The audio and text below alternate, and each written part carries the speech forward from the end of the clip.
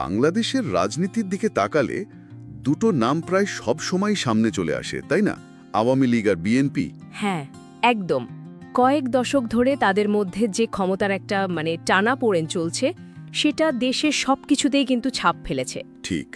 তো আজ আমরা এই বিষয়টা নিয়েই একটু গভীরভাবে জানার চেষ্টা করব।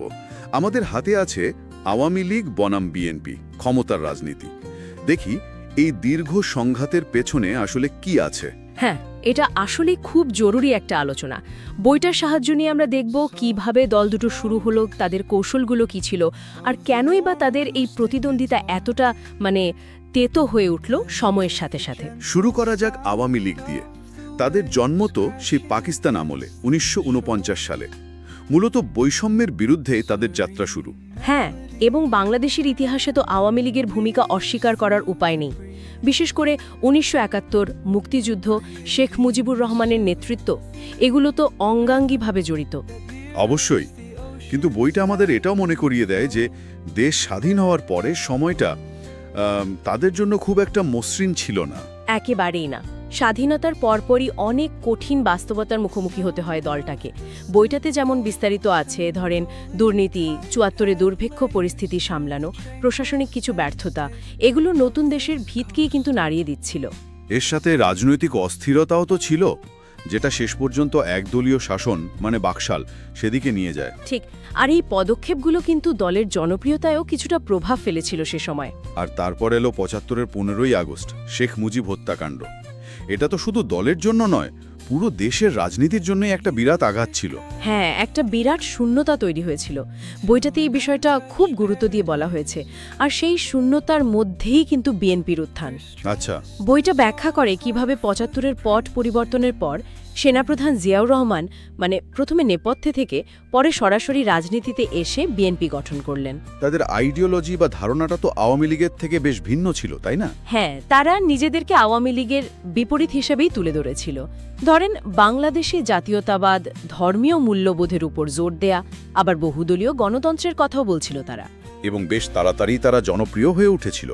বইটাতেও আছে যে তখনকার রাজনৈতিক পরিস্থিতি আর মানুষের মধ্যে পরিবর্তনের একটা আকাঙ্ক্ষা। ঠিক, এই দুটো মিলেই তাদের উত্থান, যার ফল আমরা দেখি ৯১-এর নির্বাচনে, যখন বিএনপি জিতে ক্ষমতায় আসে। এটাকে তো বাংলাদেশের গণতন্ত্রের পথে ফেরার একটা মাইলফলকও বলা হয়। কিন্তু বইটার বিশ্লেষণ অনুযায়ী ওই সময় থেকেই কি একটা নতুন ধরনের রাজনীতির শুরু, যেটাকে বলা হচ্ছে প্রতিহিংসার রাজনীতি? হ্যাঁ, বলা যেতে পারে। বিশেষ করে ৯১ থেকে ধরেন ২০০৮ পর্যন্ত এই সময়টাই দেখা যায় যে দলই ক্ষমতায় আসছে তারা আগের দলকে দমন করার একটা চেষ্টা করছে। এটা শুধু উপরের দিকে নেতাদের মধ্যেই থাকেনি কিন্তু। তার মানে এটা কি আরো ছড়িয়ে পড়েছিল? অবশ্যই। বইটাতে দেখানো হয়েছে কিভাবে এই কালচারটা প্রশাসন, বিচার বিভাগ, এমনকি বিশ্ববিদ্যালয়ের নিয়োগ পর্যন্ত দলীয়করণে ছেয়ে গিয়েছিল। বিভেদটা আর শুধু রাজনৈতিক দলে আটকে থাকেনি। বুঝলাম। এর ফলে তো সংঘাত আরও বাড়ার কথা। ঠিক তাই। বইটাতে এর বিস্তারিত বর্ণনা আছে। হরতাল, অবরোধ, গাড়ি পোড়ানো, এই ধ্বংসাত্মক কর্মসূচিগুলো একটা সময় খুব সাধারণ ঘটনা হয়ে গিয়েছিল।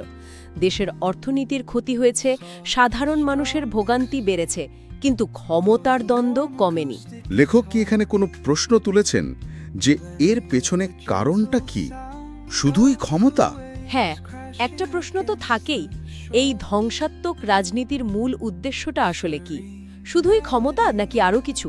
নির্বাচন নিয়েও তো অনেক বিতর্ক হয়েছে এর মধ্যে। যেমন ধরেন ২০০৭ সালের তত্ত্বাবধায়ক সরকার, যেটা সেনা সমর্থিত ছিল। সেটাও তো রাজনৈতিক অচলাবস্থারই ফল ছিল। তারপর ধরেন ২০১৪ সালের নির্বাচন, যেখানে প্রধান বিরোধী দল বিএনপি অংশই নেয়নি। আবার ২০১৮ সালের নির্বাচন নিয়েও প্রশ্ন উঠেছিল। এই ঘটনাগুলো কি সাধারণ মানুষের মনে গণতন্ত্র নিয়ে একটা সংশয় তৈরি করেনি? অবশ্যই করেছে। মানুষের মনে এই প্রশ্ন আসাটা স্বাভাবিক যে দেশটা কি তাহলে শুধু এই দুটো দলের খেলার মধ্যে আটকে থাকবে? জনগণের মতামতের দাম বা গণতান্ত্রিক আদর্শের চর্চাটা কোথায় যাচ্ছে? বইটা কিন্তু বেশ নির্মোহভাবেই এদিকগুলো তুলে ধরেছে। এখানেই তো আবার আদর্শের প্রশ্নটা চলে আসে। যেমন আওয়ামী লীগ সবসময় মুক্তিযুদ্ধের চেতনার কথা বলে, আর বিএনপি বলে বাংলাদেশী জাতীয়তাবাদের কথা। তারা নিজেদের সেটার রক্ষক হিসেবে দেখাতে চায়। কিন্তু বইটা প্রশ্ন তুলছে এই যে আদর্শের কথা বলা হচ্ছে, এর আড়ালে আসল চালিকা শক্তিটা কি? শুধুই ক্ষমতা? এখানেই বইটার মূল যুক্তিটা আসছে। লেখক দেখাচ্ছেন যে আদর্শের কথা সামনে থাকলেও লড়াইটা অনেকাংশে হয়ে দাঁড়িয়েছে ক্ষমতা আর রাষ্ট্রীয় সুযোগ সুবিধা নিয়ন্ত্রণের লড়াই। আর এর ফলে? এর ফলে গণতন্ত্রের যে মূল স্পিরিট, মানে সহনশীলতা, ভিন্ন মতকে জায়গা দেওয়া, একসাথে এগিয়ে যাওয়া, এই জিনিসগুলো বারবার বাধা পাচ্ছে। এটা আমাদের একটা গভীর চিন্তার দিকে ঠেলে দেয়। হ্যাঁ, এবং এই লড়াইটা কখনো আদর্শের কথা বললেও অনেক সময় প্রতিহিংসা আর সংঘাতের জন্ম দিয়েছে, যা দেশের গণতন্ত্রের যাত্রাকে বেশ প্রভাবিত করেছে। এই বিশ্লেষণটা তো দেশের রাজনৈতিক বাস্তবতার একটা ছবি আমাদের সামনে তুলে ধরে।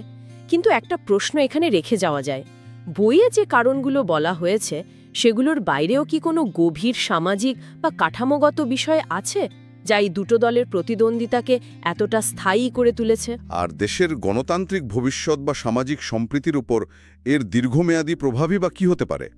এটাও আসলেই ভাবনার বিষয়।